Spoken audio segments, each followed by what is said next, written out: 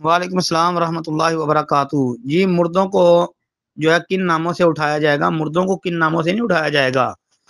سوال تو یہ ہے نا کہ قیامت کے دن لوگوں کو ان کے باپوں کے نام سے پکارا جائے گا یا ماؤں کے نام سے پکارا جائے گا؟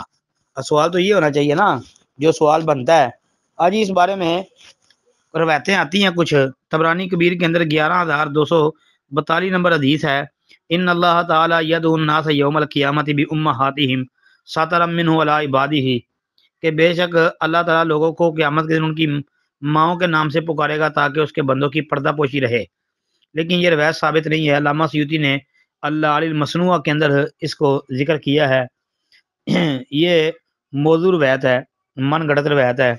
اس کی سند کے اندر جو ہے نا ایک راوی ہے ابو حذیفہ اسحاق بن بشر، وہ متروک الحدیث ہے، جس طرح کہ میدان الاعتدال کے اندر اس کا ترجمہ موجود ہے۔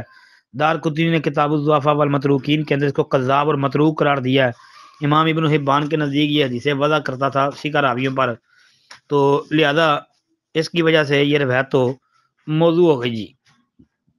جی، اس کے علاوہ علامہ سیوطی نے ایک اور روایت نقل کی ہے، امام ابن عدی رحمۃ اللہ علیہ نے اس کو الکامل میں لکھا ہے، یدعى الناس یوم القیامت بامہاتہم سترا من اللہ علیہم، کہ لوگوں کو قیامت کے دن ان کی ماؤں کے نام سے پکارا جائے گا، اللہ ان پر پردہ ڈالے گا، لیکن یہ بھی موضوع من گھڑت، کیونکہ اسحاق بن ابراہیم الطبری اس میں ہے، وہ منکر الحدیث ہے جی، اور یہ بہت زیادہ مجروح آدمی ہے، محدثین نے اس پر شدید جرح کی ہے جی، لہذا یہ روایت ثابت نہیں ہے جی۔ السلام علیکم ورحمۃ اللہ۔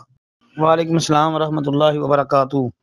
خلے والی عورت نے عدت کے اندر ہی آگے نکاح کہیں کر لیا، اچھا جی، عدت کے دوران نکاح نہیں کرنا چاہیے اس کو، کیونکہ خلے کی عدت ایک حید ہے، مطلب 1 مہینہ۔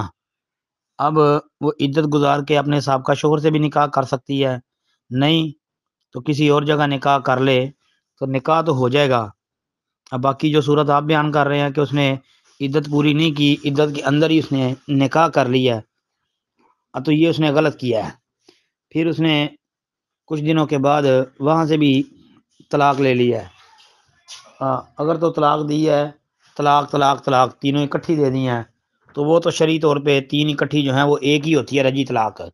لیکن یہ جو صورت آپ بیان کر رہے ہیں نا کہ اس نے عدت کے اندر ہی عدت پوری نہیں کی تو عدت کے دوران ہی اس نے نکاح کر لیا، پھر 5-7 دن کے بعد وہاں سے بھی طلاق لے لی، تو آیا یہ آپ کسی بڑے مفتی صاحب سے رابطہ کر کے فتویٰ لے اور مہر لگوائیں اس کے اوپر جی۔ باقی جی ہمارے مطابق تو یہ ہے کہ عدت کے اندر عدت پوری کرنے سے پہلے نکاح کرنا یہ درست نہیں ہے، صحیح نہیں ہے، تو